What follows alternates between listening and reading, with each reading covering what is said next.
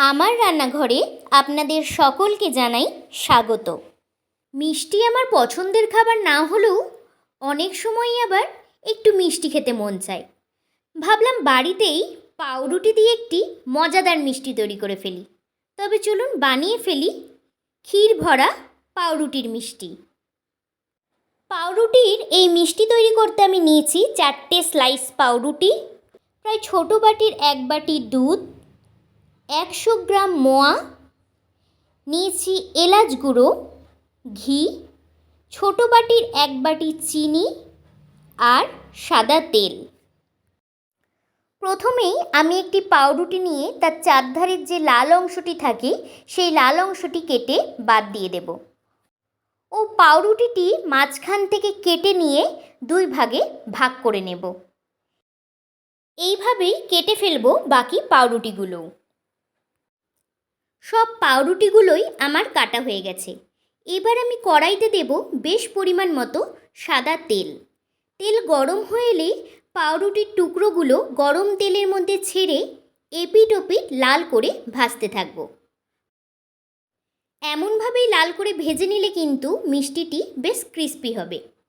এবার আমি বাকি পাউরুটিগুলো ভালোভাবে লাল করে ভেজে তুলে নেব। এরপর আমি মিষ্টি সেরা তৈরি করবার জন্য কড়াইতে দেব 1 বাটি চিনি ও হাফ কাপ জল।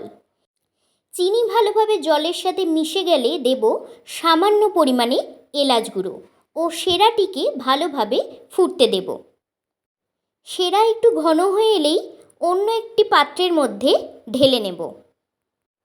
এরপর যেই পাত্রে সেরা তৈরি করে রেখেছিলাম সেই পাত্রেই দুধটি দিয়ে ভালোভাবে জাল দিয়ে ঘন করে নেব।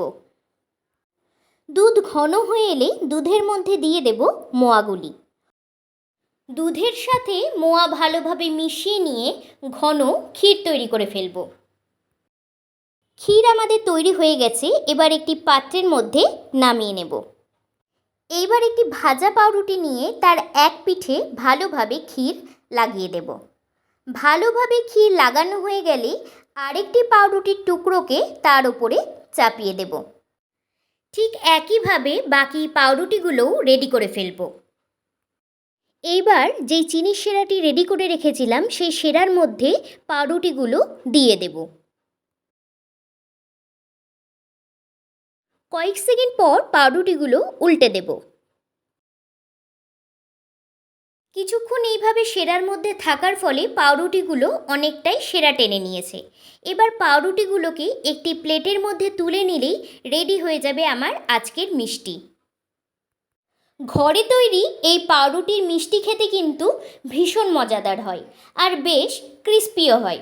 তবে দেরি না করে আজকেই বানিয়ে ফেলুন। আশা করছি এই নতুনত্ব মিষ্টিটি আপনাদের ভালো লাগবে। এছাড়াও অন্য রেসিপিগুলো ভালো লেগে থাকলে চ্যানেলটি সাবস্ক্রাইব করুন ও সবার আগে ভিডিওর আপডেট পাওয়ার জন্য পাশে থাকা বেল আইকনটিতে ক্লিক করুন।